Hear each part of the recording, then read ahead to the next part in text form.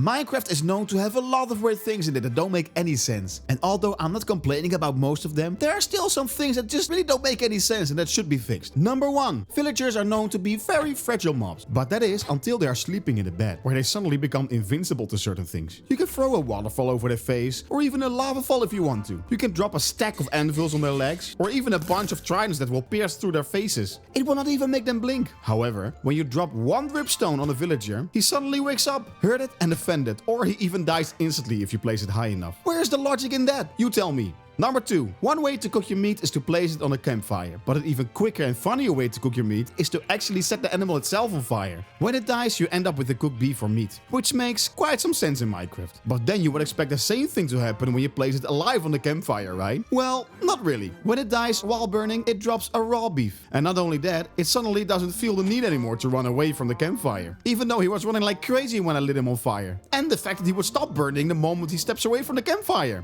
Weird logic. Number 3. Talking about fire. Hostile mobs like skeletons and zombies will start to burn when they get in direct sunlight, but not if they are standing in the shadow. Makes sense indeed. But what doesn't make sense is this. 3 of these mobs are burning in the sunlight, despite having a hopper, a cauldron, or even a chest above their head. Only the zombie on the right is super fine, having a cobweb giving him some shadow. That's pretty weird if you ask me. Besides the fact that the sun is actually shining behind them, not above them. Number 4. The way you craft doors in Minecraft is pretty straightforward. Just place 6 planks in the shape of a door and boom, there you have 3 of them. Which is quite generous, but actually making sense if you see the thickness of the doors. So you would expect something similar would happen when you craft trapdoors, right? But yet, when you are crafting trapdoors, which are crafted exactly the same, just horizontally, you end up having just 2 of them. Where is the logic in that? I would expect at least 3 like the doors, but actually even more. After all, most of them look almost identical to their doors, just half the length, which would mean you would get 6 trapdoors. Not 2. Seems a little unfair to me. Number 5. Minecraft is famous for blocks that magically float in the air, while some blocks are randomly chosen to respond to gravity. Which is weird, but that's also what Minecraft is, and I'm not complaining about that. You see, sand is one of those blocks that does respond to gravity, so it always needs some kind of solid support underneath it. And lanterns need a solid block to hang on. But please, explain me this. Is the sand holding the lantern, or the lantern holding the sand? It cannot be both, right? It remains a mystery to me. Number 6. Anvils are probably one of the heaviest blocks in Minecraft, and because it is affected by gravity, it will fall straight down. But if you place an anvil on a drip leaf, it just keeps standing there, even if I would stack another 100 on top of it. But when you stand on the drip leaf, it will bend and you will fall. Well, that's because Steve is super heavy carrying so many items around, you might say. But then, explain me why something as light as this feather will also make the leaf bend. Whatever the explanation, it doesn't make any sense if you ask me. Number 7. Lava can burn a lot of things in Minecraft, so be careful with it. You don't want to touch it without any protection. So that's why you use a bucket to get the lava with you if you want to move it to another place. And while it's kind of weird that you can carry a bucket of lava with you, that's not the issue I'm seeing. Just place the lava from your bucket somewhere and then throw your bucket in the lava. Now the bucket that you used to carry the lava with you is now burned and dissolved in the same lava it was carrying before. That doesn't make any sense. If you have a logic explanation for that, let me know in the comments. Number 8. I just told you that a lot of things burn in lava, but not everything. Netherite armor is the strongest armor you can get in Minecraft. And besides that, it is burn resistant, which means it can protect you quite a bit when you are in lava. And unlike other items that you throw in lava, netherite armor and tools will not burn or dissolve. Awesome, right? Well, be careful that you don't accidentally throw your netherite tools or armor against a cactus, because they will be gone before you realize it. What is the logic behind that? I can imagine that things would maybe stick to the cactus because of all those things, but just disappearing? That doesn't make any sense. Number 9. Speaking about cactuses, there is something else weird about them. If you go stand on a cactus, you will get hurt, even if you're wearing protection. Also, if you stand next to a cactus, you will get hurt. But these things make quite some sense, of course. But check this out. What happens if you try to break a cactus with your bare hands? Well, you are totally fine. And you can also pick it up and then hold it in your hand, or even in both of your hands if you want to. And if that's not weird enough for you, how about these camels that also get hurt when they touch a cactus? If they are touching a cactus long enough, they will even die. But what is the very thing you need to breed camels? Exactly, a cactus. You need to feed them a cactus to make a camel baby. My head is spinning right now. How about yours? Number 10. Look, we all know that water in Minecraft is a weird thing that in a lot of ways doesn't make any sense. Like making a gigantic waterfall out of one bucket, or making an infinite water source with just 2 buckets. But I'm okay with that actually. But there are some other things very weird about it. For instance, using water to block your fall. Now that makes sense if you land in a big water pool, but have you ever jumped in a puddle of water? It doesn't drop your fall at all. Yet in Minecraft you just need to have 1 pixel of water to drop your fall. And another thing that doesn't make any sense is how you can use a waterfall as an elevator to go up. I mean, have you ever been close to a waterfall? I think it does exactly the opposite. It pushes you down and with a lot of force.